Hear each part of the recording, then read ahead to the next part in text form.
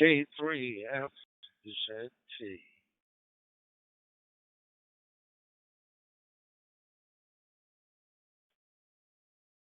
In 5 RTF.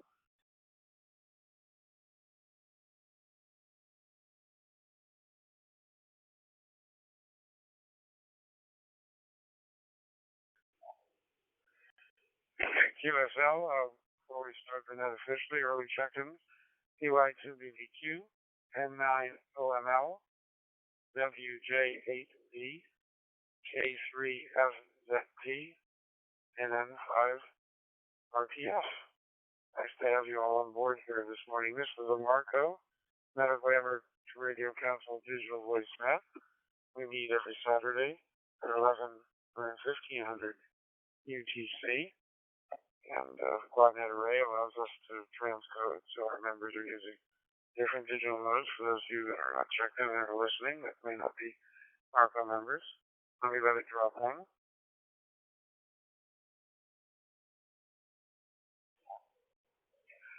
One does not have to be a Marco member to participate in the net, and we encourage you that if you're listening to check in, let us know you're here, and we certainly put you on the roundtable for discussion.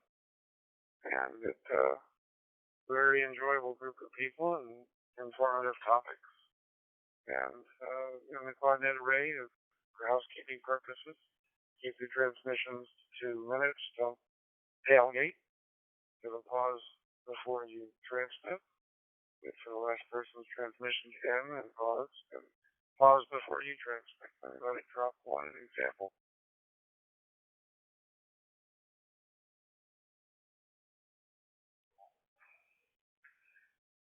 An example, the pause will help with the Quadnet Array, the technology.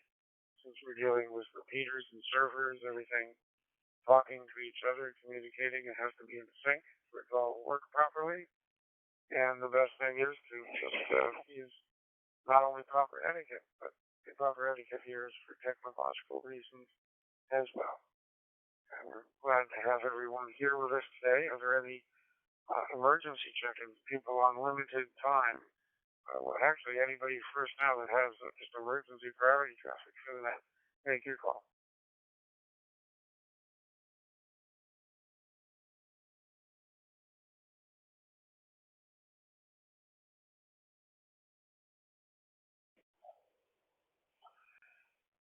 Okay, anyone on limited time that won't be able to stay for the whole net, if you'd like to make a presentation first, if you just need to check in at this point, please let me know and I'll acknowledge you before we move in with our regular check-ins. Go ahead.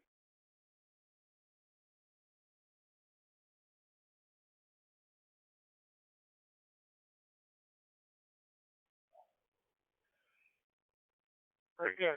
No one in that category, so our check-ins are here with us for the morning's discussion. We appreciate the dedication of being present and hope that everyone involved not only enjoys themselves, but finds it useful and effective and takes what we learn here to share with others and encourage other hams to participate. Certainly anyone in the amateur community can, and it can be of great interest to people other than health professionals. But essentially, we're a group of health professionals or people in the health field. Everything from emergency medicine and EMTs up to MDs, all in between. So scientists, researchers as well, people in industry, in the medical industry. We're a team, we're a family, and I hope that's evident in the age of COVID, where everyone's working together to overcome a problem. Let me let it drop one.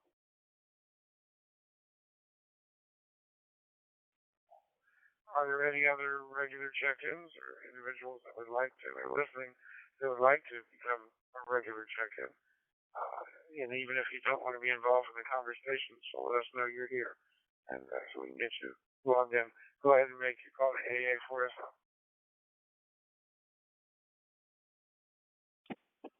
WA1EXA.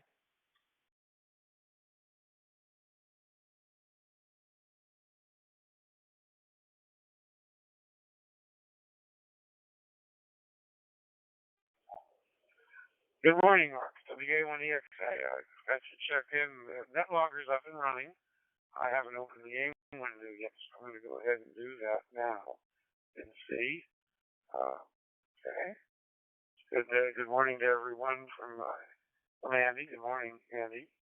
Good morning here from Florida. I'm originating that from Delray Beach, Florida. My son and I have come down yesterday for about 6 days here, cleaning up our second residence. The holiday company that's part of it has departed, and getting ready to set it up as a vacation house for ourselves. Of course, it's one that has some ham radio capabilities, although I'm using my laptop and a MP stick here today, USB dongle for transmissions. I had a little bit of trepidation of coming down here, only that I'm staying close to home. Miami-Dade County apparently had the second highest rate of COVID in the country a few days ago. I'm going to let it drop them.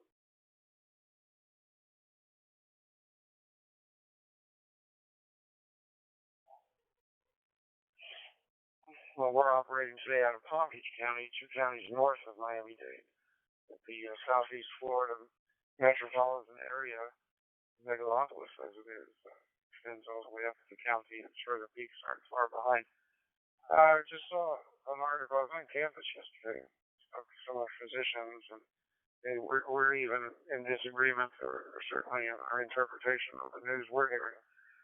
The urologist I spoke with yesterday felt Florida was going to come up into a peak toward the end of February, the beginning of March.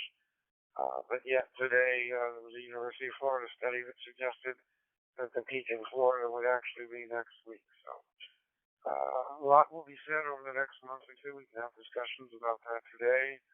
But we're apparently at 95% Omicron. So as the hospitals, the Delta infections filter out and things are Omicron based, we'll have to see what the differences are. Let me drop one.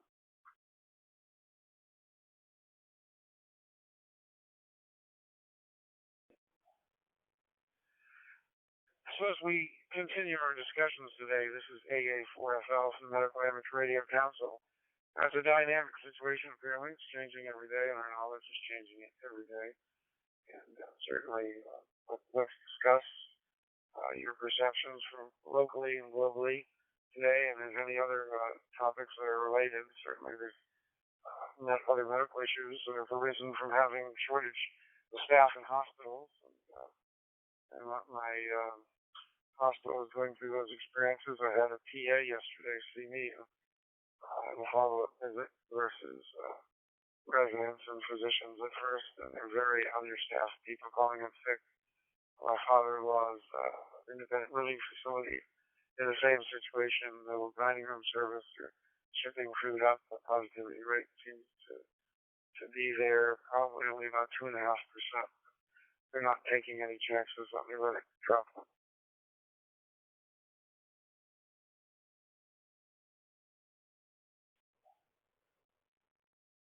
From observational purposes that I just described, that's some of the local Gainesville area, Letcher County phenomena.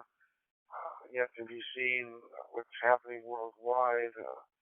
I'm sure there's differences from community to community, but with 95% intrusion of the particular variant, certainly the rest of the statistics and the analysis can now follow with relevancy. And it will be interesting to see if we're dealing with something that's substantially less virulent, or we're just dealing with less extensive cases because of the amount of vaccination and natural immunity that people have already been exposed to, getting some protection versus having somebody, even the unvaccinated, who we would assume have no protection. That's not necessarily the case. And the time will tell. The statistics will filter out in reality, and we can certainly start that discussion off today. First on our list from Brazil's BY2BBQ. Go ahead, Hilton.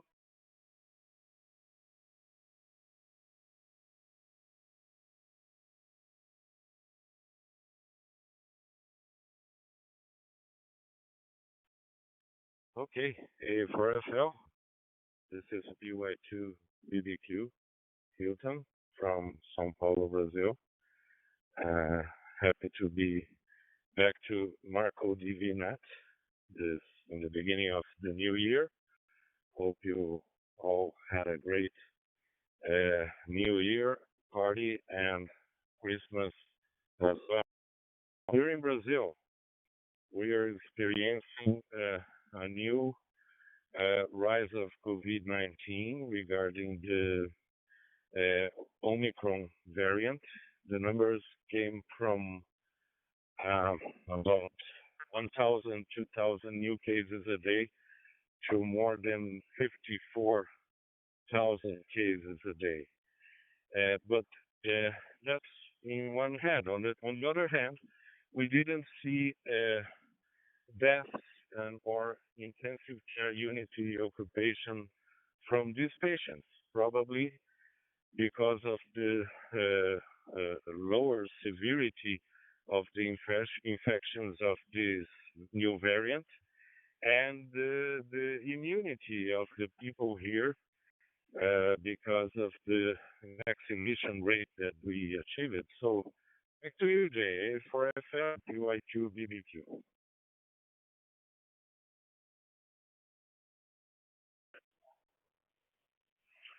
Thank you, Hilton. That's very relevant and parallels the experience here. From what I understand, we're dealing with receptors on the 4-to-1 increase of infectivity. So you have to really get boosted or have vaccines to reduce the amount of disease. But we're still seeing people catching it. Don't know the exact statistics. I'm sure, again, they're changing every day, but your experience sounds similar and actually supports the contention that people that have had exposure and had boosters are getting less sick. And it's not necessarily because of the Omicron variant itself, its nature. The infectivity seems to be affecting more people that are getting infected, but the severities are not. But the question is, if you have someone that has never been exposed and they get the Omicron virus, what are the clinical outcomes at that point? So I'm sure that's being looked at. By whom, I'm not sure. As we have our discussions, if you're aware of that research being done, please let us know. Thank you, folks, and thank you for participating. Happy New Year to you. I understand from the Greennet checking you're down further south in Brazil, enjoying some beach time. Have a very nice weekend. And I know how are things going in the Chicago area, Howard? Over?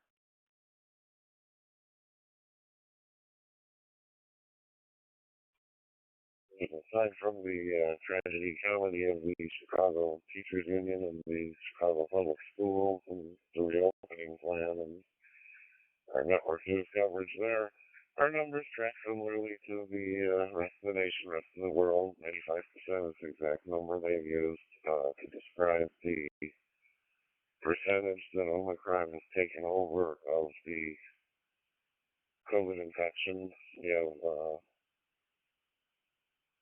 access problems in hospitals. The governor mandated they stop to elective surgery.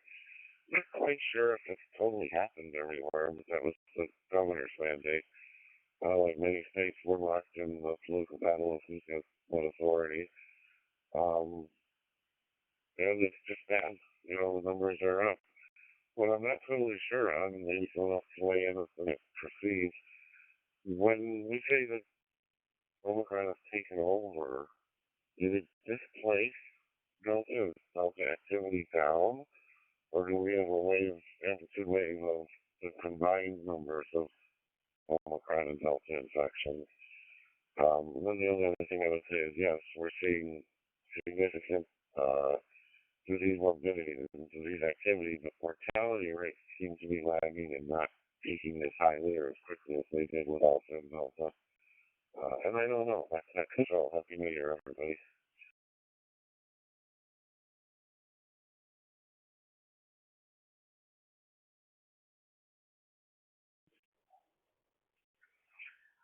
Good questions, Howard. I would assume that the inference was that 95% of the new cases were Omicron, but of course we're still dealing with all the old Delta cases that still have the morbidity and perhaps the ones that are more likely because of mortality, but that's just my surmising that. No statistical or training to evaluate that scientifically, and you all are subject or able to exposed to the same studies that are out in public domain and the same information that's being shared from reliable sources. I mean, I do hear a little bit from practical what's going on at the university hospital system.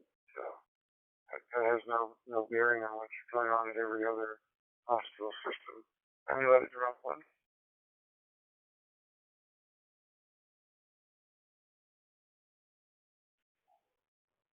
I see that we have Sirsendu VU3WTJ has checked in here. He's saying hello to everybody through the Marco IM on the NetLogger. So I'm going to go ahead and check you in, Sirsendu. I'm not sure what time is there in India, but we're looking forward to you telling us a little bit of what's happening, and I hope you're able to participate. Just in case you're not listening, I'm going to go ahead and send you an instant message as we move on to the next person. Let's hear a Columbus, Ohio perspective from Andy WJ8. Go ahead.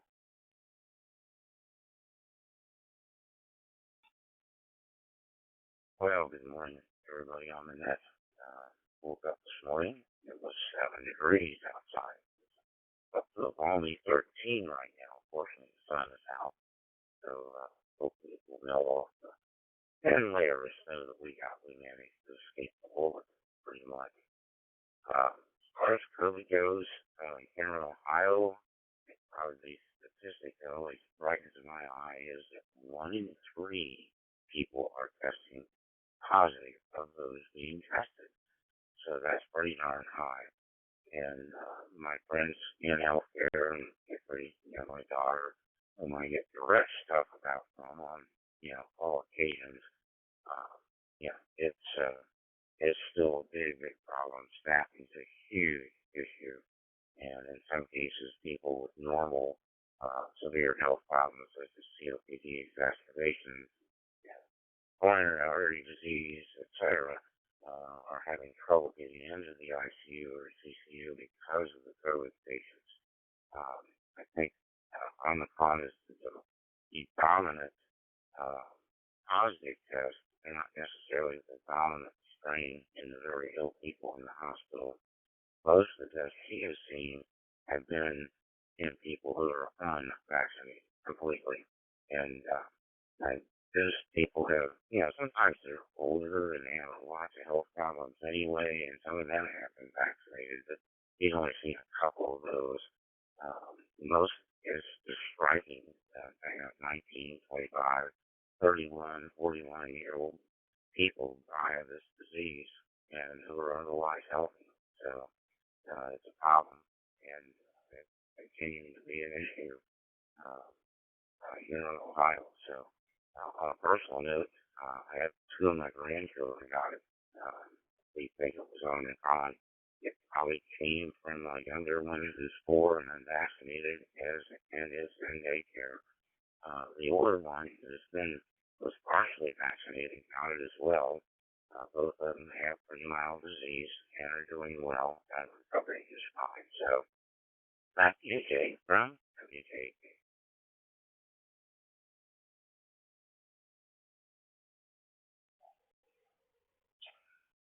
Thank you for the discussion, Andy, and Happy New Year, and I hope this is the last of COVID affecting your family. And actually, it's an important topic that you brought up.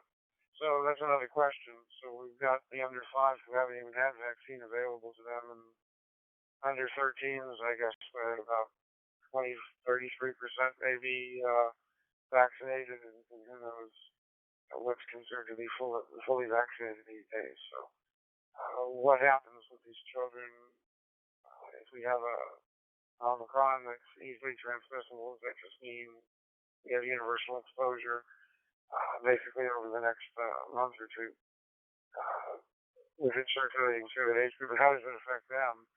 Do they have any immunity, cross immunity from other childhood similar viruses? their immune systems are a little bit different. Do they already have a little bit of natural acquired immunity? Have they had asymptomatic infections? There's so many questions and permutations to ponder. Of course, it will take time to sort that out. But in the practical end, do we approach COVID? And this has been in the public domain lately. Let me let it drop one.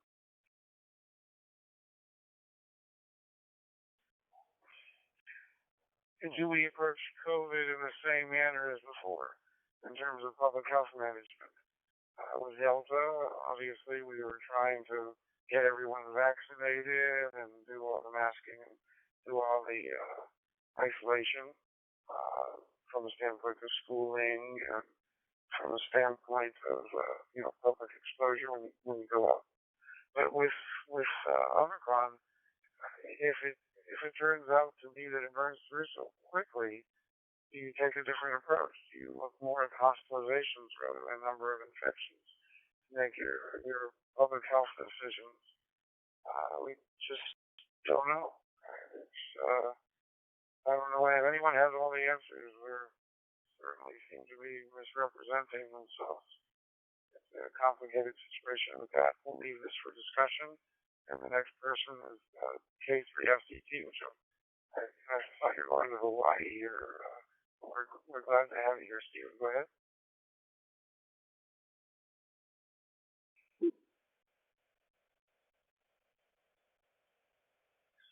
Good morning, everyone. We pushed our trip to Hawaii off 2 weeks, and now my good friend Emergency Docs who live on Maui tell me we will arrive about a week ahead of the peak on Maui. I'm not going to quote numbers. I don't think it's helpful because I think all the numbers other than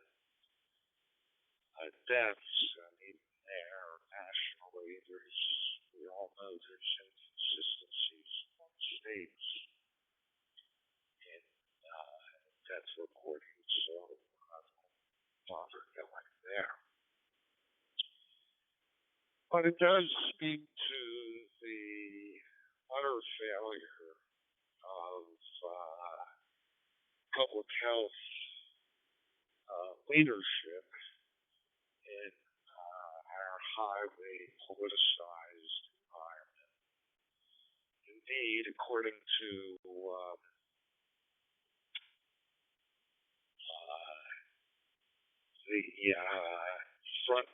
front web page of today's New York Times, school closings such as those in Chicago the headline reads, "School closings concern educators and Democrats."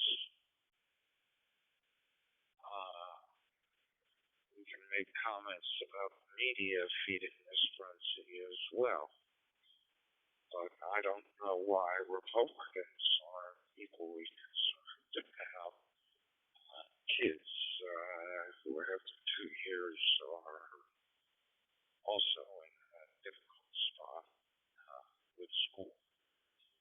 I'm just, I have nothing useful to offer, merely sadness and lament at our circumstances and our inability as a society seemingly to come together to tackle our problem of COVID. And with that, I'm going to turn it back.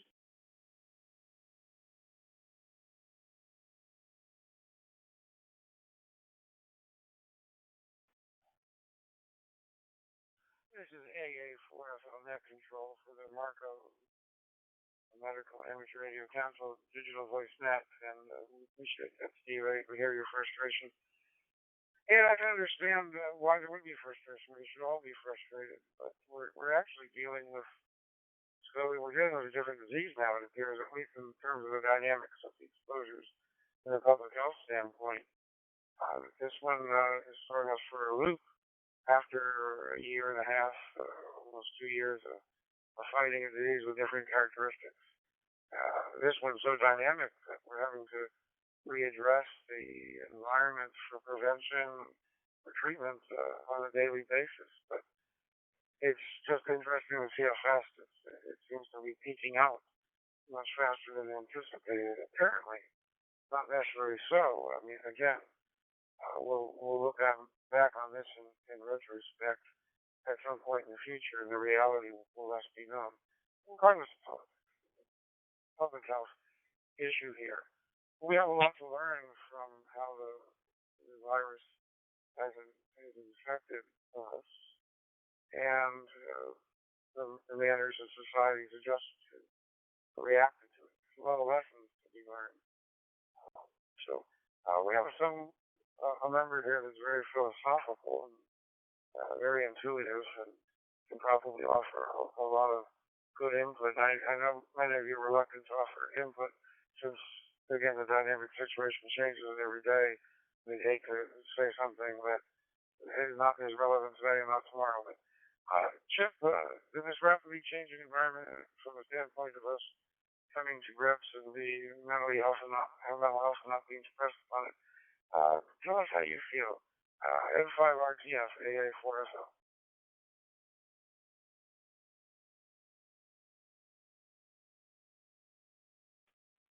AA4FL and net. This is N5RTF. Yeah, it's a cool day here in New Orleans, sitting on looking at the water.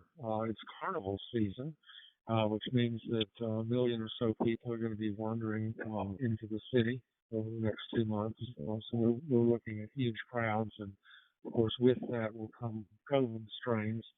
So the infection rates will almost certainly go up as a result of that. I think that the biggest problem is that everybody, different groups are looking at desiring different outcomes. The politicians are driven by no losses. They want no deaths, zero deaths, which is not realistic. Other people are arguing that we need to get society back moving again and have normal schools, normal life as quickly as possible, even if there are a few losses along the way, treating it like a military maneuver rather than a public health crisis. N5RTF.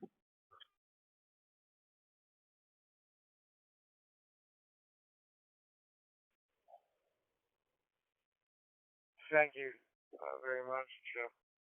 So, Chuck, you're sort of indicating that you expect Omicron to rear its ugly head here. Do you think that's going to be the predominant strain? And since everyone's starting to mix here during the season, in addition to the holiday season, for the Mardi Gras season, what's your prediction on how fast it will peak in the New Orleans area? Go ahead.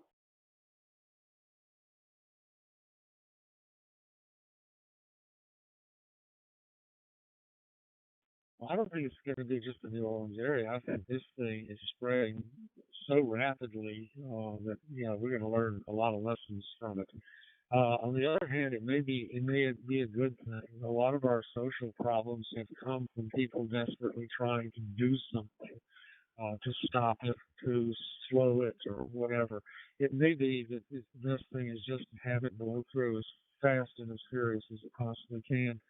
And the answer to the mental health problems is just for it to be over with. I think at this point we just need it over with, however we get there. N5RTF.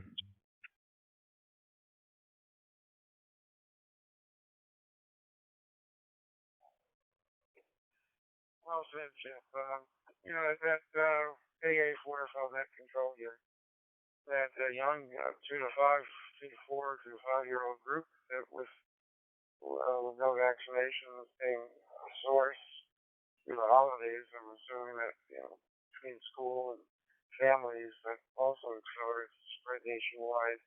probably equivalent to anything that Mardi Gras could do locally there. So that seems to be what we're seeing. The trend is, Chip, as you say, going through quickly.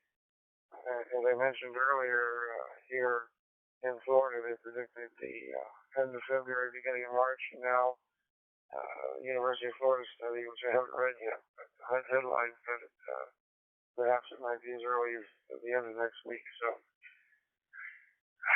the proof will be in how the outcomes occur, and we'll be looking at it in retrospect. But yes, if it passes through that quickly, and we have that joint experience as a group, as a people, certainly can solve a lot of the issues with mental health and with social strife, as was mentioned by Howard, the schools in Chicago and the teachers uh, not wanting to be in the classroom and how that's upending every family's life. Apparently, I mean, obviously, families scrambling for home care, help for their kids while they work. Let me let it drop one.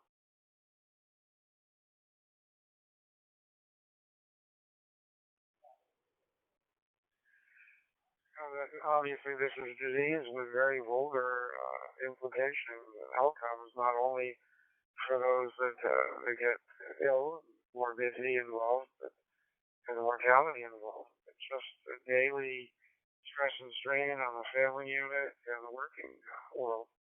The quicker it passes through, as Chip alluded to, the quicker all that can be behind us, and it can be, again, much like the flu, the annual flare-ups that one does in public health. First big snowstorm. On the Cape, we had anywhere from, I would say, 8 inches to 2 inches, depending on where you are. And the state got as much as up near Boston area over a foot. So in some places it got just rain like Nantucket.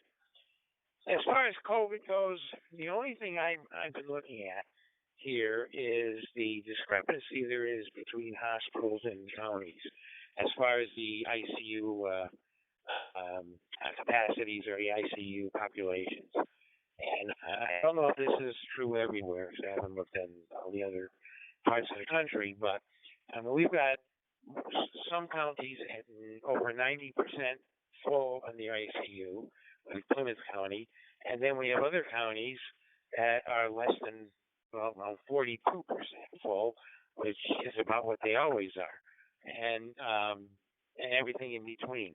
And then when you look at that one county, or you look at any particular county, you look at the individual hospitals, you get the same thing within the county. I dropped one here. So in a given county, you have variations between 40% and over 95%. It's significant differences, and I'm curious if that is what other places are seeing. They have just announced that they're going to start counting the COVID cases in the ICUs and in the hospitals differently, starting, I guess, next week. And that is Massachusetts is going to report the number of people that are in the hospital due to COVID and the number of people that are in the hospital that are not COVID, that came in for a broken arm and they found out they had COVID. So they want to separate those two. So we'll see how that's going to start next week. So we'll see how that does give us some information. That's my only comment. I mean, other than that, everybody's burning for everybody. So, and all the comments that were made is the same for Massachusetts as is every place else. But that is a kind of an interesting look at some of our statistics. So back to you, and Happy New Year to everybody. WA when you exit.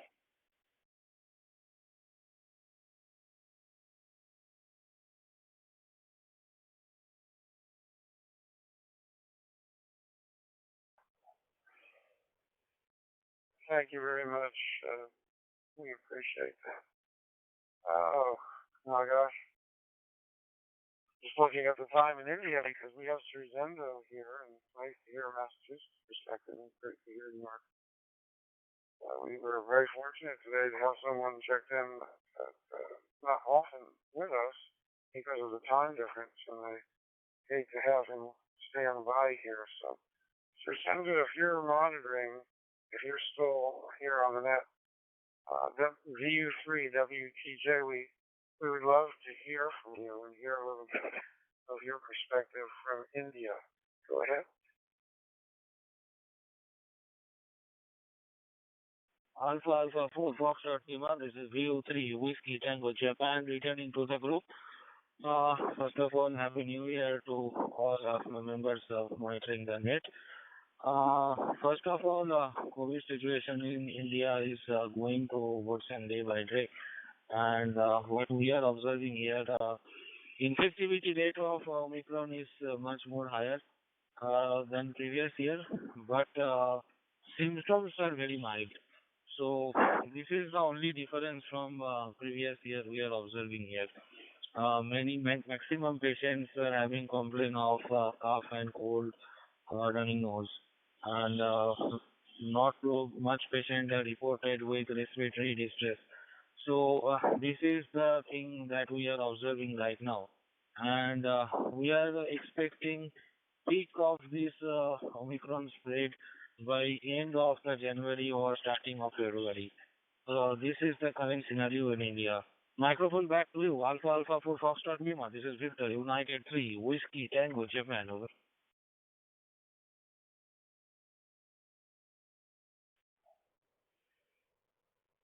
Thank you very much. Sir Senator, I do have a question, and I don't know if you have the information, but there are many very highly population dense areas of India that are also impoverished, where the people are poor and live in slum conditions, which I'm sure is similar in Brazil in certain areas.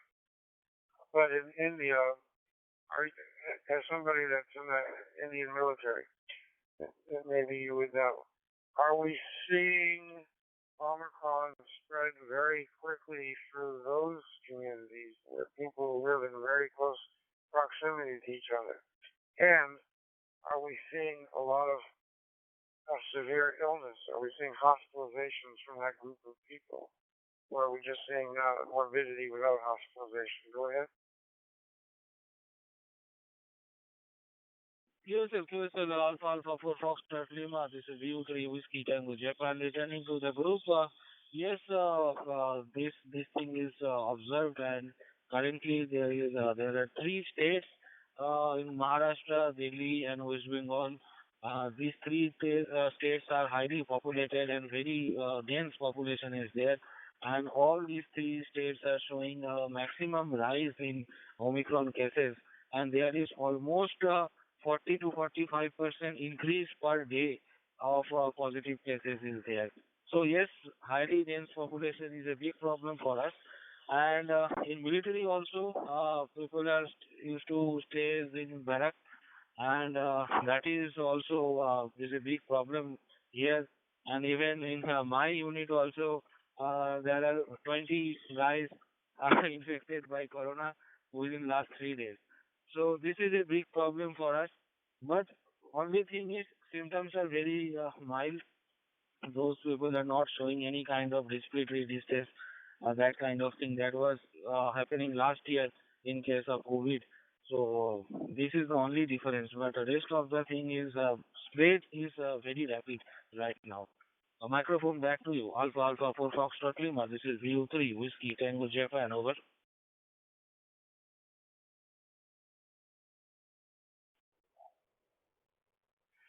Thank you, Sir Sendu, VU3, Whiskey Tango Japan, AA4FL. Sir Sendu, I think there's a lot of relevance in what you are experiencing, and I asked you the question for a reason, because populations that were so dense and so close together with previous waves of COVID, I would have assumed would have some immunity. People were either sick and recovered, or they had symptoms. But now that same group is being exposed to variants with a higher infectivity. So as compared to groups of people that are not so densely populated, you would assume that this would be a good contrast, a good situation to look at. And if you, as a biostatistician, which you are, if you feel that this has capability of being commented on further through your resources that are available in India, we'd certainly appreciate a report either here or on the Google group. We look forward to that, Sir Sanju. I'm going to turn it back to you for one last transmission before we move on to the next person. Go ahead, Sir Sanju. QS Alpha Alpha for Foxtrot Lima. This is Ryu 3 Whiskey Tango Japan returning to the group. Yes, it is an excellent option. We can work jointly and we can study the pattern of disease spread as per the population density, and we can club the information from India, from US, and from Brazil also if people are willing to make the study. So we can prove the hypothesis. Yes, population density is one of the cause behind the disease spread. Only masking barrier thing cannot stop the disease spread. And one thing, what we are talking about right now, it is the herd immunity. The last year, we almost every person in India got the vaccine, but problem is that vaccine effectivity is gradually decreasing. This is a big problem. So last thing we are talking about is that there may be a chance of growing of herd immunity among the people of India. Microphone back to you. Alpha Alpha for Foxtrot Lima. This is VU3 Whiskey Tango Japan. Over.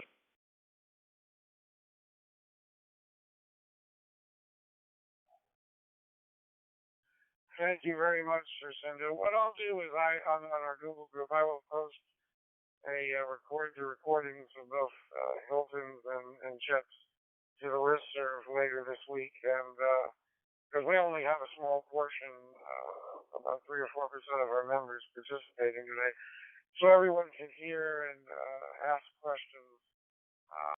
We wouldn't ask for a custom study based upon our observations, but anything that you do notice that comes up in your observations or studies that come out that are being done in the groups of teams of biostatisticians you work with in the military would be appreciated. You know, it's been 3 weeks since the last time we've had an act session. We took the last 2 off. So much has changed on the Omicron variant just in 3 weeks. Imagine what another week will do. I mean, you're talking exponential transmission rates.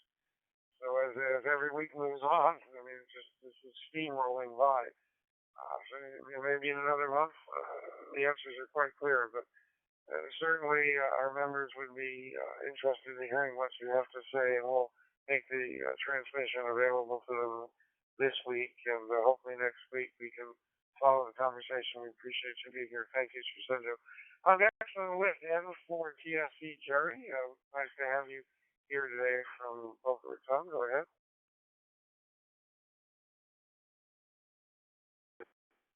Okay, very good. JAA4FL and 4TSC. Good morning to everyone. I apologize for not beginning my participation from the beginning, but I was exhausted from yard work this morning, and actually I'm just starting to recover right now. Anyway, I've been listening to the comments that were made, and I just have some observations, and that is that since Christmas, December 25th, at least here in Florida, the hospitalizations have increased enormously. And yet, the number of ICU beds that are being used is much less than when we had our first wave of the Delta variant. And also, the number of deaths have decreased significantly. The speculation is that the Delta version of the virus gets into the alveoli, and this is what causes problems, kind of like if you have a river that you block before you get down to the branches, you can have an effect that is different than if you get all the individual branches. And I think perhaps the fact that the Omicron seems to stay in the upper respiratory tract, in the bronchi, what's happening is you're giving an opportunity for the immune system of the body to take over because it's blocked more at the headway of the waters, and that may account, at least teleologically, for what we're observing right now. Um, Also, there are other speculations as to why we have certain kinds of immunity and certain lasting immunity in some cases and not in others. And I suspect that this is probably because of the amount of immunity that we've developed, even in the countries that say they've been vaccinated, have they had the triple vaccination. And in fact, right now in Israel, they're now advocating for fourth vaccination in order to keep it up. And this may be a precursor to what we're facing as this goes from a pandemic to an endemic, and we have the same situation as we have currently with influenza. With that, let me turn it back to you, Jay. AA4FL in the group and 4TSC.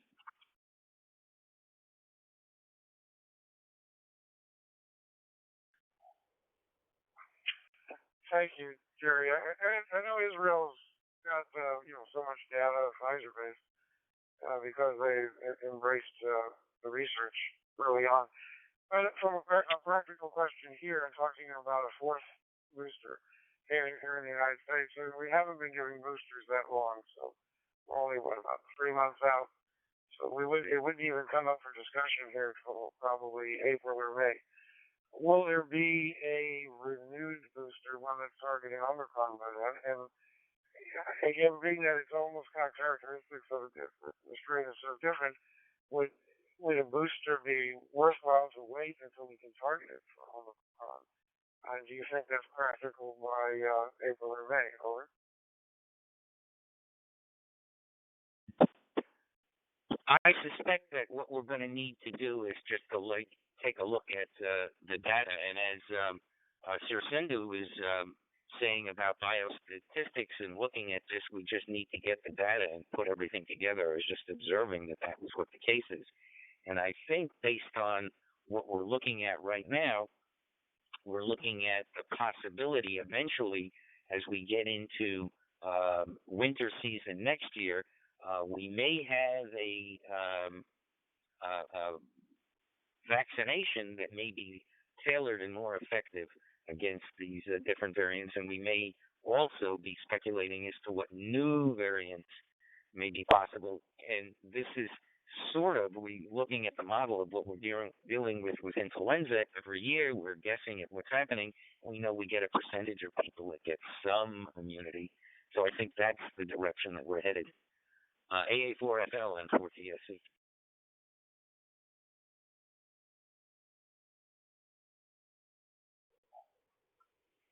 Thank you, Jerry. And actually, what you just said brings up an article I read recently in a new discussion thread. Excuse me. Oh, strains are going through my brain right now. But a new thread.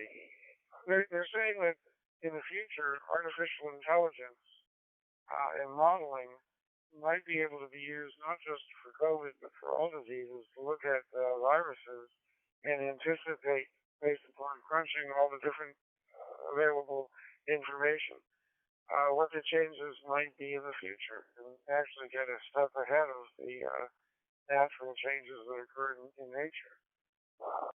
I guess there's enough information out there when assimilated correctly through artificial intelligence, supercomputing, to get a better gauge of what the impact of what's experiencing out in the natural world can be anticipated in terms of changes.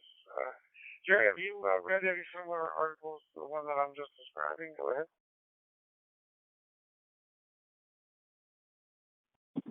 Yeah, AA4FL in the group and 4TSC. Yes, I've read about artificial intelligence, but I've read about it in terms of what the dire risks are at the edges of the technology in artificial intelligence and what the problems that we may face, not in the thrust of having to try to develop an anticipation of artificial intelligence's use to deal with vaccines. But I think maybe, this is the kind of thing we're just a little bit too early. It's kind of like trying to decide when we had, I guess it was 1938, that we had the first um, introduction to television, and it took quite a few years before things really shook out and we had the development that we have today. So I think it's just a little bit too early to be able to predict that, but it's fascinating nonetheless. AA4FL and 4TSC.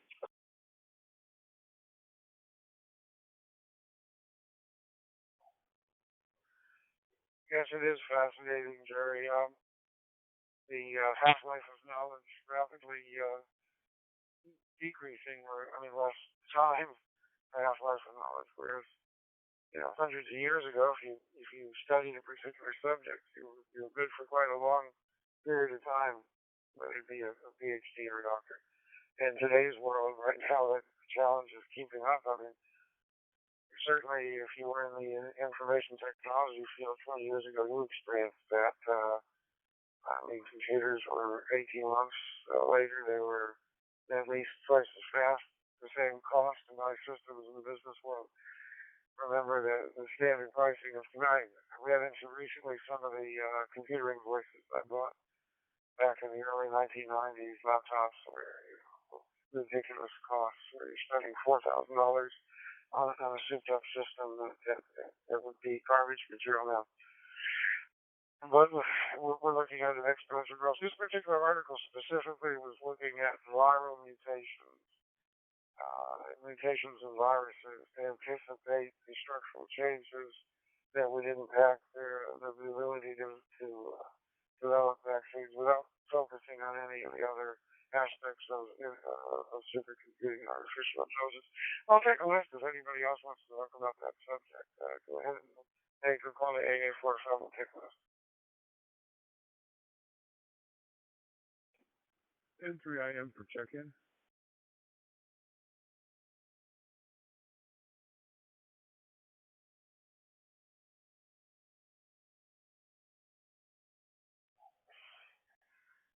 Okay, Keith, welcome to the net. N3IM. We've had a very interesting discussion today. I'm not sure if you've been listening for a little while, so I'll give you a chance to tell. No one on that thread. I guess I'm the only computer nerd out there.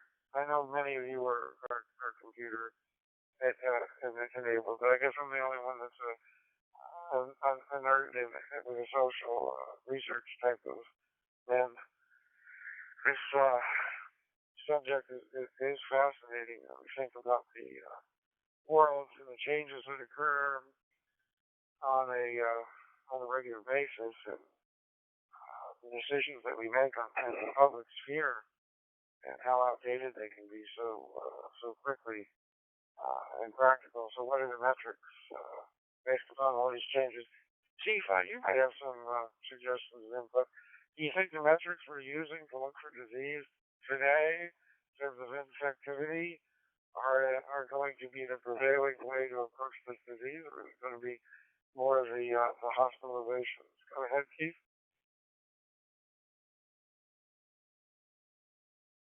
This is N3IM with the Marco Group. Couple comments. Well, first of all, Happy New Year to everybody. And maybe a safe New Year. I go back to the days of punch cards.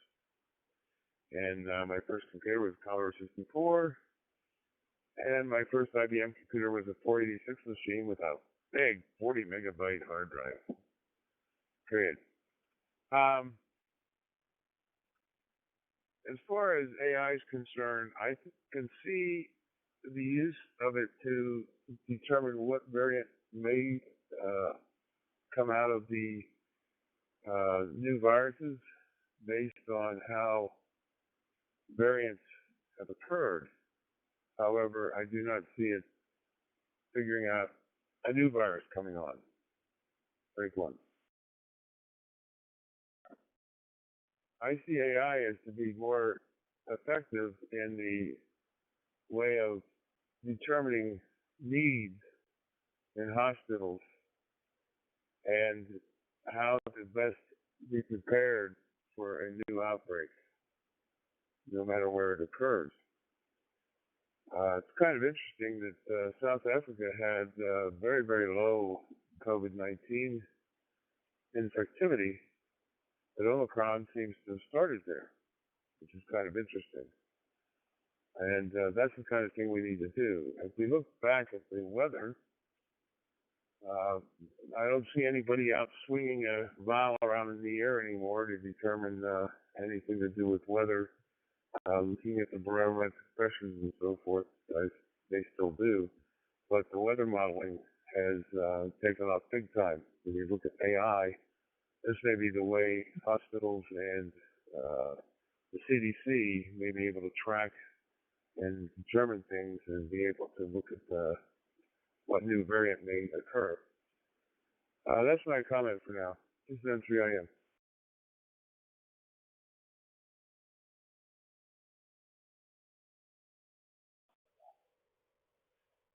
Thank you, Keith. I suspect you mentioned the CDC, so the CDC has been much aligned in the public sphere. So if they do have evolution, not revolution, but evolution within their ranks and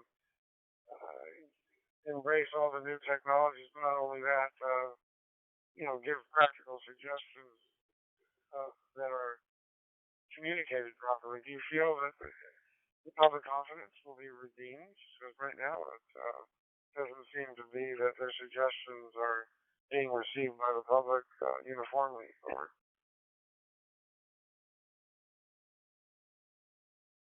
M3IM with the Marks Group. We're dealing with, and with the CDC right now, we're dealing with a political football. We have, and I don't want to get into it too much, but we have the president, the vice president, we have the head of CDC, and we have the omnipotent Dr. Fauci, all saying different things at different times. That has to be recognized as a distinct problem right now. We need one authoritative area, and we should have somebody who can articulate exactly what's going on appropriately. That's my comment. I don't want to get political. M3IM.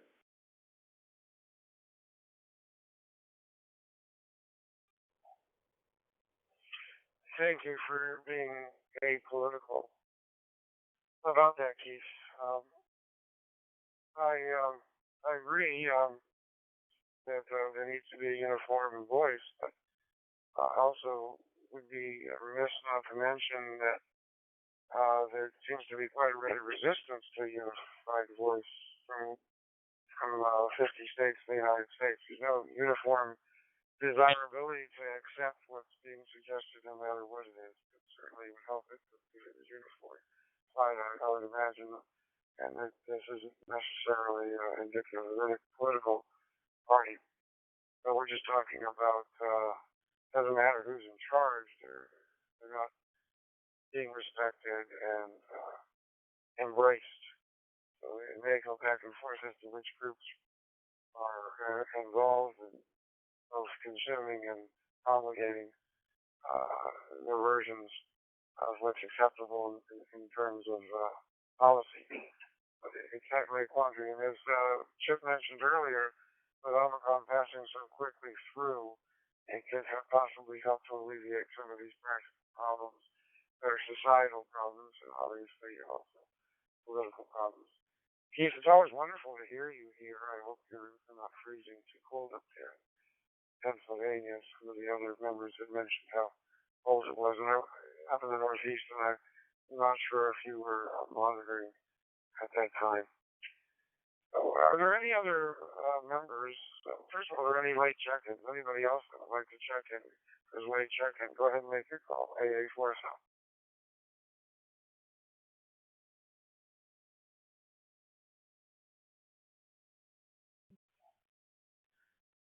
Yeah, we're right at an hour now.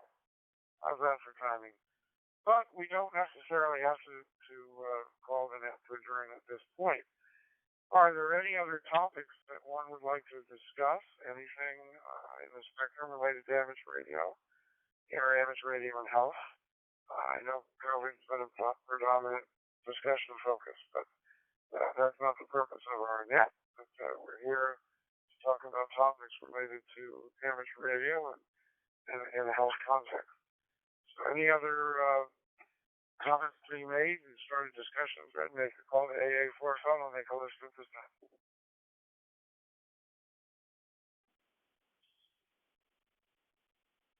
AA4FL. This is K3FZT with a comment.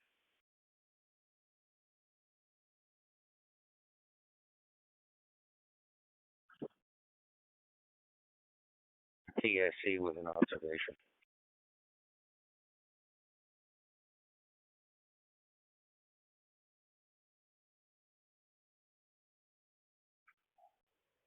Okay, thank you guys. Had a few of you on here, and I noticed Merrill, WW6AA, is also here today with us. So I'm going to go down the list and give everybody to make comments. And then Merrill, I'm going to give you a chance too. You're going to be second on this list that includes Jerry and Hilton and Steve. We're going to start with Steve. K3 FZT. Go ahead, Steve.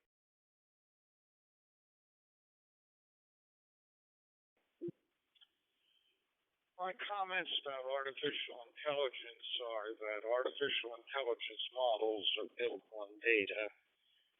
Whether artificial intelligence is based on data that is uniformly, widely collected. Tracing epidemic or pandemic disease or other infectious disease risk when we have a public health infrastructure that in many states is still dependent on paper data collection and fax-based data transmission, let alone differing definitions among states, which we are aware of, have heightened awareness of because of the pandemic, will make AI more difficult. Let me take one break. I'll finish quickly. My first computer was a Radio Shack Model 3 that I built upon and spent thousands of dollars on to do very little. But it was a play toy and learning toy that I enjoyed. We've all moved far beyond those days. I do think that we must address the public health infrastructure broadly in the nation. I have no thoughts on how to do that, but I recognize there's a serious problem. That's all. Let me turn it back to net control and wish everyone 73 and good health in the new year, because life is beautiful and you enjoy it best with good health. Take care, everyone. I'll be clear by listening. AA4FL, this is K3FZT.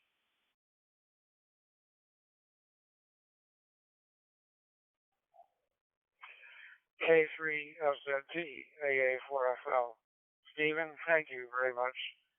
And thank you for your continued involvement in this digital voice net.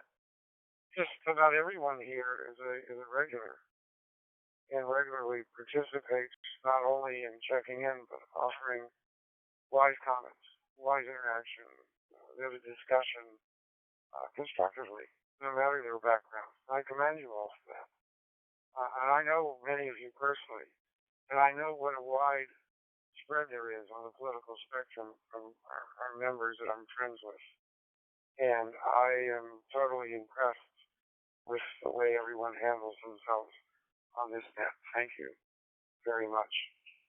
Stephen, the particular article I read wasn't just looking at the statistics of of what was measured and studied. It looked at everything with artificial intelligence, with supercomputing, being able to analyze trends in society, hospitalizations not only, but the press and obviously has to assimilate everything. As Steve as Andy says, garbage in, garbage out. But I'm sure there's probably an assignment of risk in that. And they've made great progress in predicting the weather, but obviously we know the shortcomings there as well. So predicting the next mutation would seem like a far reach, but it'll be interesting to see how accurate that gets in the future. There was a movie recently, Don't Look Up, that was very political and not a good one across the board. But they did have a character where everything was based on algorithms, so they let it drop one.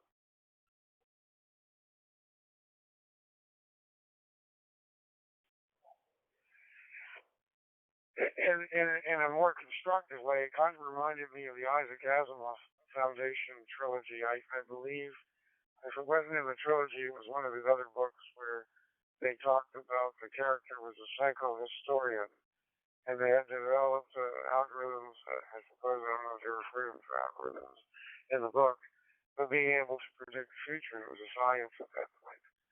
And I really should go back and read that series again. It was an excellent read, but it's been 40 or 50 years. I hate to try to rely on my memory.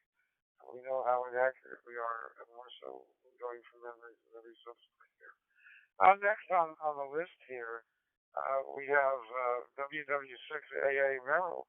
Merrill, are you here with us? Is everything operating correctly? Let me give you a chance to make sure you're transmitting correctly. Go ahead. KJW, Alpha 4 SL, this is WW6AA. Everything seems to be operating fine here, Jay. It's just that it's 8 o'clock in the morning on a Saturday here in California. And so when I started retiring, I stopped setting alarms to just wake up when I wake up. And I apologize for missing the net. Since I've been out of touch, I'll just listen for a while and respect your view of making it unpolitical. But I will share one thing for those that believe in shade and Floyd. Orange County, California is the center of the anti-vaxxers. And a 48-year-old female who was quite local died this week from COVID. So with that,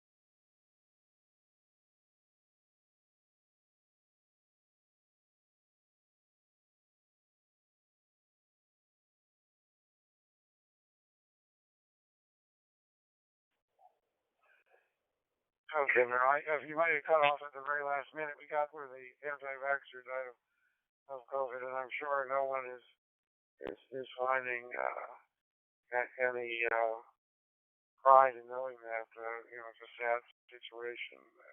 Anybody who gets the disease. There have been numerous individuals that have anti-vax tendencies that have succumbed to COVID, but it's sad.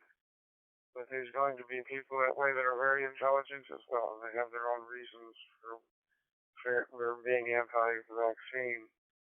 And sad to say some succumb to it. Thank you for letting us know that. And your transmission for the most part was great. It's nice having you here with us.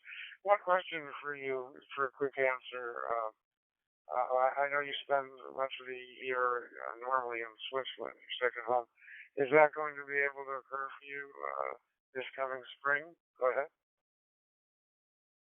Let me respond, though. I don't necessarily see the situation of the anti-vaxxer as sad because I saw on ABC last night that the 6-year-old who died within one day of getting COVID, getting this disease. And it's the anti-vaxxers and the lack of our society working together to get some immunity going that's killing off children. And I do think this is serious. As to Switzerland, it's up in the air. I have a son that works at a safety net hospital, and he and I have been discussing it. He thinks it's probably not a good time to travel to Switzerland at this point in time. And the other thing that he has shared is that people are getting a fourth booster at the safety net hospital. So with that, I'd like to just listen to this morning, Jay. AA6, AA4FL, WW6AA. Go ahead.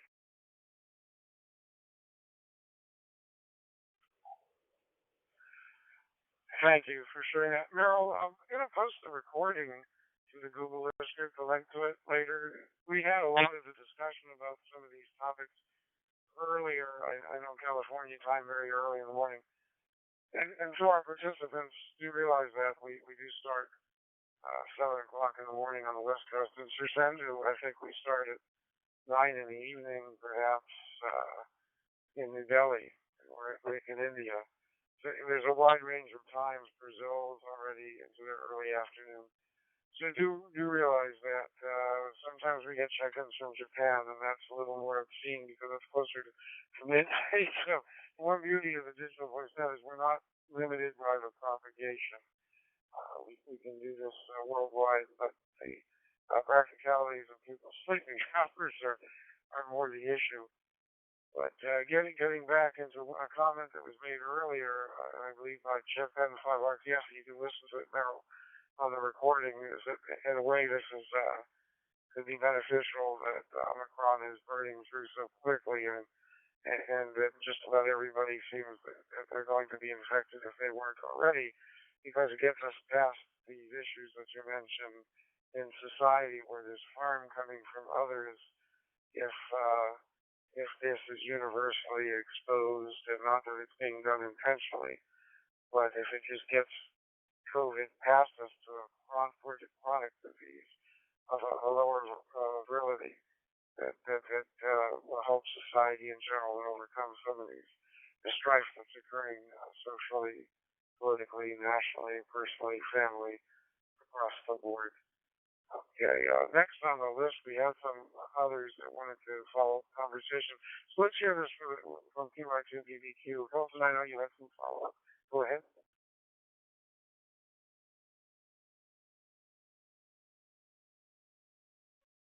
Okay, A4FL in the group, this is PY2BBQ Hilton from Sao Paulo. Just wanted to say that I enjoyed a lot this round today.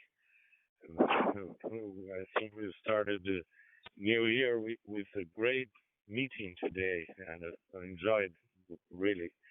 And to say that it was nice to remember that my first computer was also a Coco 64, and it was a great learning machine.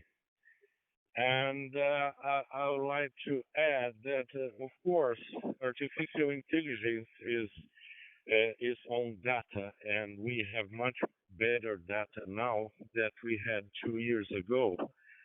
And so we are much more prepared to deal with new virus and new pandemics than we were in the beginning of this pandemic. And of course, let me just take a brief break.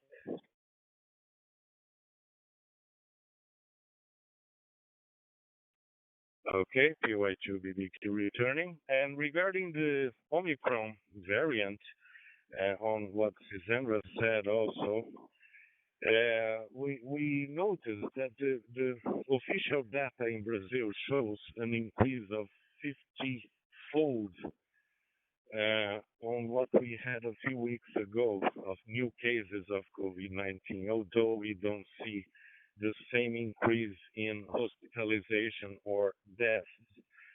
But it is being very underreported.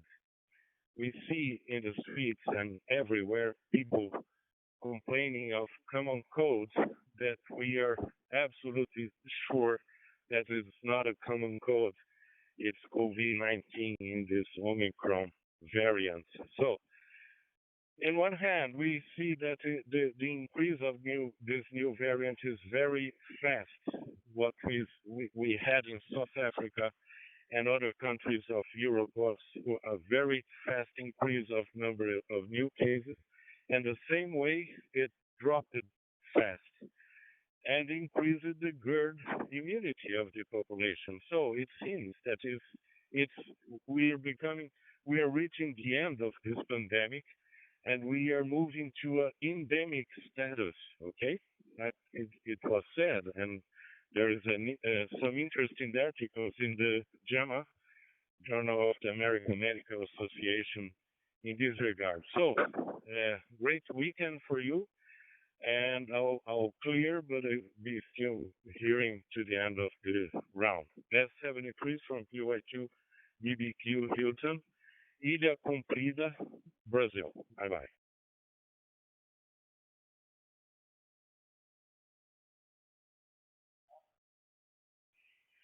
Hilton, enjoy your time there at the beach. Thank you for your wise comments and for your constant participation and support. Your recordings and Chip's recordings are invaluable assets, and we need to make sure they're shared with the general membership. Perhaps we can all, as a group of regulars, encourage other Marco members and offer them our help in getting them to participate. We haven't really seen new members. It seems like we've reached saturation point of people that are interested. However, we are getting new members that are joining Marco. Many in the EMS fields, younger people, I think they're expressing digital communication capability. So we will make sure to get them on the listserv and get them to serve as an area of growth in a different perspective, of course. It's nice to have different perspectives within the health-related field. We wouldn't want to all come from the same angle here. We have different perceptions and different experiences, and they're all important points of views. So we look forward to that. We still have Jerry was kind of talking a little bit to give you a chance to reboot in case you were having a problem with Hilton that caused your equipment to need to be restarted. So if you're back with us, Jerry, I know you had follow-up comments too. N4TSC, go ahead.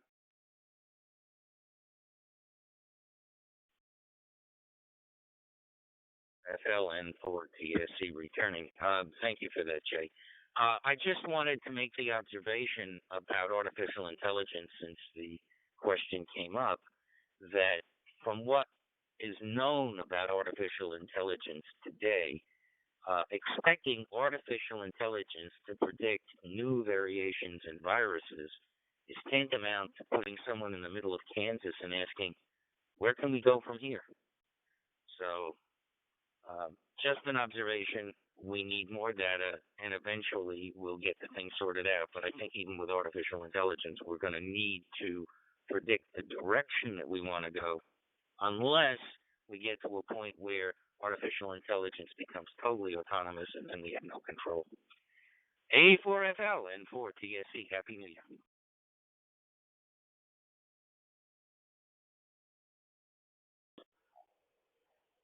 Happy New Year. Understood. Overall control. I hate to think of the opposite. On a philosophical note, on a musical note, if that can be said in fun, my son and I were traveling from Gainesville yesterday, and we were listening to an album, which was Us Three, which was sort of like a sampling, having a philosophical conversation. Okay, these are people sampling segments of jazz and making new music out of it. It's wonderful. We're talking about the context of artificial intelligence. If you had access to, I know they're working on compositions from artificial intelligence, but having access to all these different snippets, is that authentic? Will it be as artful as done by these particular three artists that made this album, which I consider to be a fantastic album? It's called Hand on the Torch, I believe.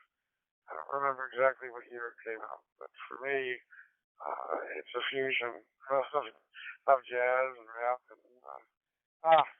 it really makes my trip go quickly when I'm on the road.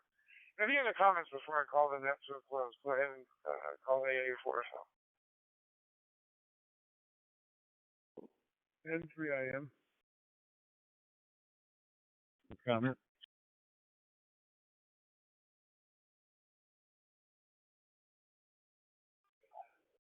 Okay, two additional comments in order, Keith, and 3IM, go ahead. N3IM Marco Group. Yeah, I just wanted to say it was 14 degrees this morning when we woke up. We had 2 inches of snow yesterday, so winter has finally hit here. Before that, it was all rain and warm weather, so kind of unusual. Another interesting thing is that sun, sun seems to be cooperating with the new solar cycle, and although we've had a solar storm recently, we've had a lot of sunspots, and the band seems to be opening up better and better all the time. Another thing, Asimov said that science gathers knowledge faster than society gathers wisdom, and that he does not fear computers, he fears the lack of them. So, that being said, those are my comments, and hope everybody has a safe and happy New Year. This is N3IM.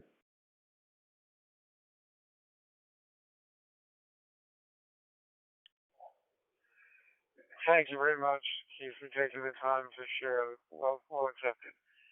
I appreciate the wisdom. Jeff, N5RTF?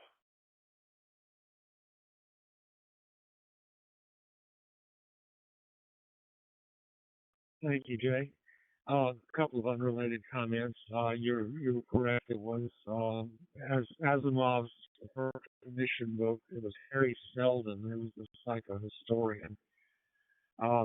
Second thing, first computer was Shadow 1, and my first hard drive was 5 megabytes, which would hold about 15 minutes of this net. And it cost $3,000 in 1980. And if you remember, you could buy a low model car for that. For the future, I would like to hear someone talk about the future of MR in digital radio. Is this as good as it gets, or are there encouraging things in the future for digital radio? And then finally, a quote from Neil Bortz about consensus. He said, if two of us agree on everything, then one of us is unnecessary. N5RTF.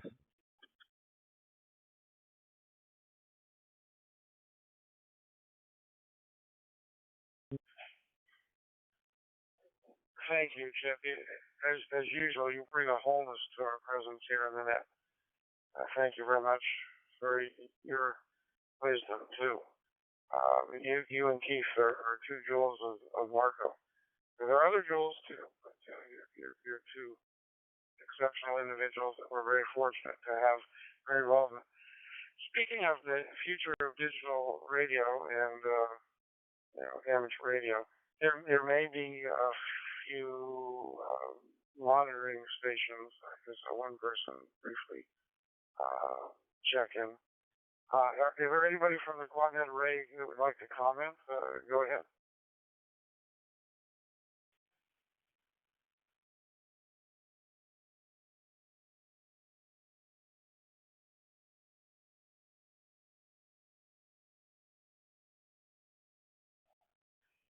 Okay, I didn't hear any administrators from the Quadnet Array, but we can forward that to a few of the administrators and let them answer the questions and listen to that and give their input on it. I did see Jeff WW9F stop by. Jeff, would you like to check in and make some comments before we bring the net to a close?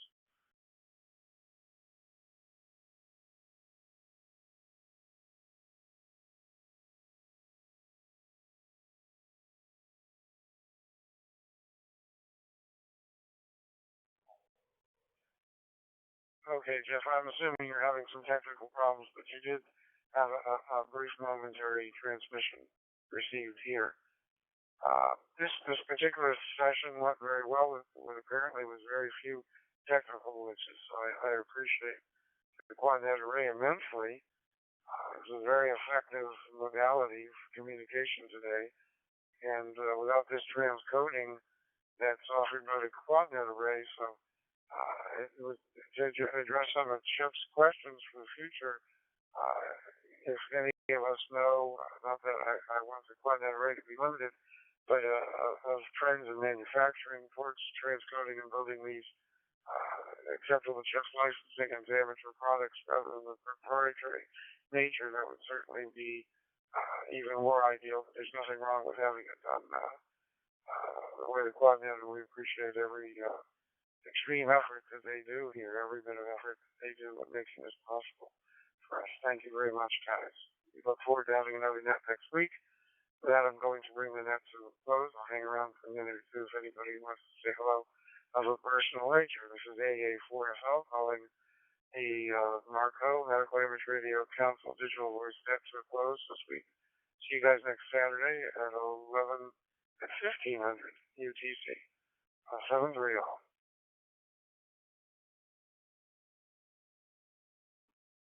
N3IM about digital radio. I think we're only at the very beginning of what we're going to see happen with digital radio. STJ has advanced its digital program to include an FT4 wide and J9 and J65 and FT4 and FT8. I think we're only seeing the beginning, and DMR is really taking off big, and I think it only has a very strong future ahead of it. That's my comment on digital radio, N3IM.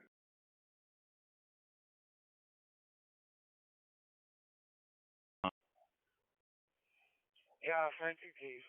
I didn't realize he went beyond FT4. I saw some other modes geared towards meteor scatter, etc. Yeah, Keith, from a traditionalist standpoint, I know many of our Marco members are really showing no interest in anything digitally related. And I mean, it's very similar to what they do with the Grand Rounds as Marco, and they really don't have any other participation other than the Grand Rounds, but they take great pride and interest in that. But, knowing that, in contrast to what I experienced with the North Florida DX Association, who were traditionalists with the conventional modes, I was doing FT8 long before they were. They didn't get excited by PSK31. But with FT8, maybe it's because the sunspot cycle was low and they started to get interested. But except for one CW operator, every single one has not only embraced it, but they're obsessed with FT8. They consider 60 meters, all these different permutations of their experiences with FT8 to accomplish things that they couldn't have accomplished with a normal sunspot cycle or any other way. It's been exciting and refreshing to see a group of basically 70-year-olds, late 60s to mid 70-year-olds do this. Keith, have you had that experience with DXers locally? Over?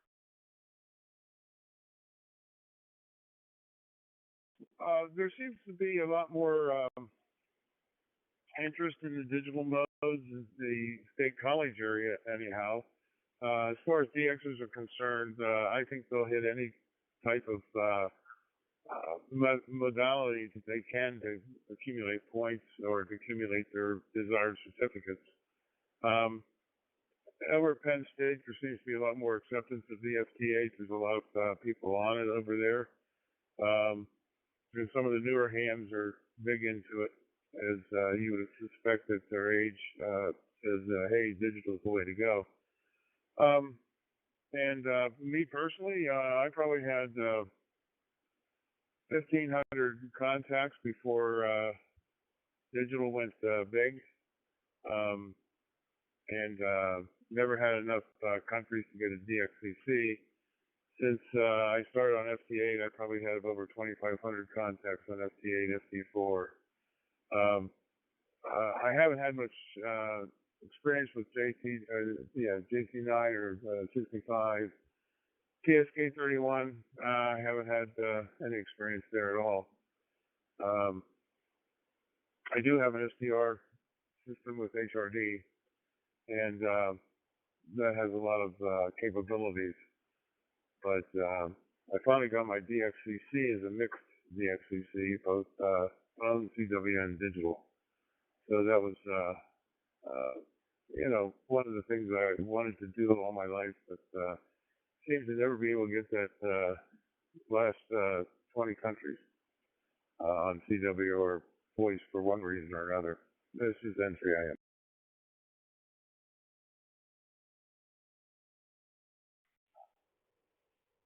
congratulations on the DXCC. I have had a similar experience. I had plenty of countries before, but my experience is 6 meters. So 6 meters has been a tough nut to crack. And every spread of geese season now seem to be pitching up more grid squares and more.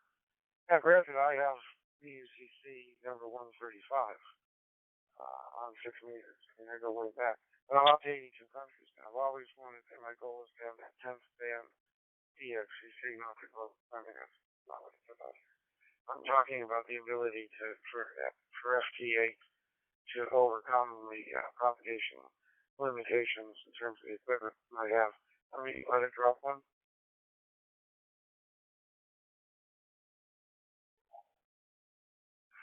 So I don't know this is a fact, but I suspect the value might even be greater on the other end, on the DX side, for a number of reasons. One is there are stations in rare places that have access now to modes that modest antennas and modest power can be effective at communicating with. And if they get digitally active and they have internet access, it opens up longer for the world for them. They learn to use digital. But as longer the world gets more universally accepted, you can more easily earn the DXCC because often you're getting confirmations in even a day's time or an hour's time. Unless the station just wants to get revenue from it, they should pay. It takes a little longer. But yeah, it's been exciting on 6 meters from my perspective. And I look forward again to next season trying to be at Hawthorne enough where I can actually earn the FCC. Keith, it's great to have you here. Great to spend time with you. I'm going to let it drop one here and talk to you about something.